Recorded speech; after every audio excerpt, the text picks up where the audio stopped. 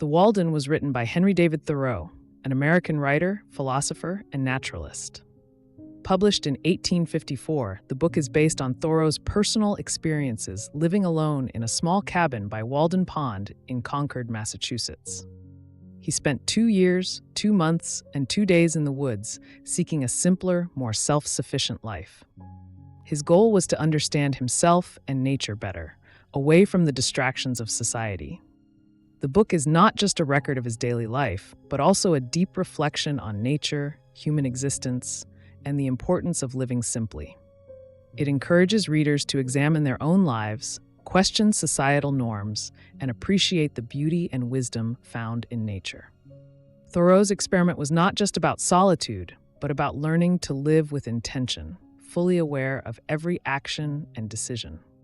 Thoreau begins by explaining why he chose to live in the woods.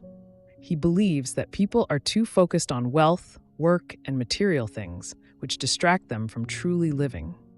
He wants to strip life down to its essentials and see what is truly necessary.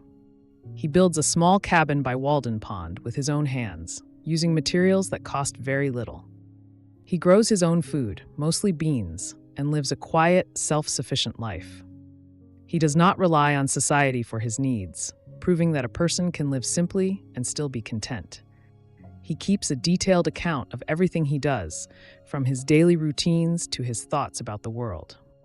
His days are filled with physical work, but he also takes time for intellectual pursuits, reading, writing, and contemplating the deeper meanings of life. He describes the beauty of Walden Pond, the surrounding woods, and the changing seasons.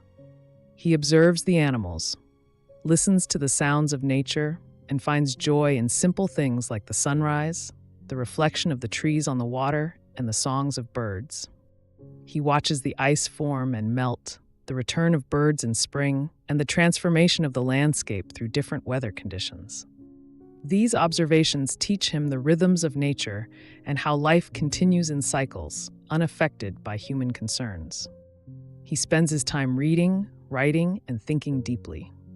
Though he lives alone, he still meets people occasionally, including fishermen, woodcutters, and escaped slaves on their way to freedom. However, he prefers solitude and believes that being alone in nature helps him grow as a person. The quiet life allows him to focus on his thoughts and appreciate the world around him without distractions. He also notes how visitors come to him with curiosity, sometimes misunderstanding his purpose, but he remains firm in his belief in simplicity. Thoreau also talks about the importance of economy and living with only what is necessary. He keeps detailed records of how much money he spends and how little he actually needs to survive. He criticizes the way society forces people to work hard just to buy things they don't really need. He believes that by keeping life simple, people can be happier. He also questions why people follow traditions and routines without thinking for themselves. He urges individuals to wake up, to be conscious of their choices, and to live with purpose.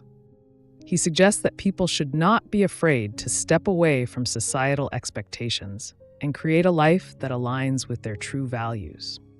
Thoreau's reflections on self-reliance emphasize that each person has the ability to determine their own happiness by reducing dependence on material goods. One of the key ideas in the book is that nature is a source of wisdom and inspiration. Thoreau believes that by observing and understanding nature, people can learn important lessons about life. He watches the ice melt in the spring and sees it as a symbol of renewal. He observes how animals survive and finds meaning in their behaviors. He listens to the sounds of the wind and the rain and sees them as part of a greater natural harmony. Through these observations, he develops a deep appreciation for the world around him. He believes that nature provides all the guidance one needs to live a fulfilling life, and that people should spend more time learning from it instead of chasing material success. He compares the behavior of humans with that of animals, noting how they instinctively know how to live without the burdens of wealth and status. Throughout the book, Thoreau also reflects on topics such as self-reliance, personal growth, and the value of time. He argues that many people waste their lives on unnecessary labor and distractions, never truly experiencing life. He stresses the importance of slowing down, taking time to think, and enjoying the present moment. By living at Walden Pond, he proves that happiness does not come from possessions or social status, but from meaningful experiences and a deep connection with the natural world. He also discusses the role of society and government, criticizing how people surrender their individuality in favor of conforming to societal pressures. He encourages his readers to question authority and to think for themselves, warning against the dangers of blindly following rules and traditions without understanding their purpose. As time passes, Thoreau begins to feel that his experiment has served its purpose. He has learned what he needed to learn, and he decides to return to society. He does not regret his time at Walden, but believes that it is time to move on to new experiences. He understands that life is about growth, and that one must continue to explore and seek new lessons. He leaves with the understanding that simplicity and self-awareness are not limited to the woods, but can be practiced anywhere. He ends his story by encouraging others to follow their own paths, to live deliberately, and to seek their own truths rather than blindly following the expectations of society. He wants people to be fearless in their pursuit of a meaningful life and to be willing to make changes when necessary.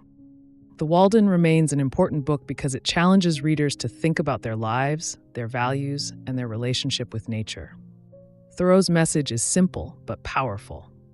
People do not need much to be happy, and true wealth comes from experiences, not possessions. The book continues to inspire those who seek a more meaningful and thoughtful way of living, reminding us that sometimes slowing down and simplifying life can lead to the greatest discoveries. Thoreau's ideas about self-sufficiency, mindfulness, and nature's importance remain relevant today, encouraging individuals to reflect on their own existence and consider how they might live more intentionally. The book serves as a timeless reminder that true freedom comes not from financial success, but from a deep understanding of oneself and the world.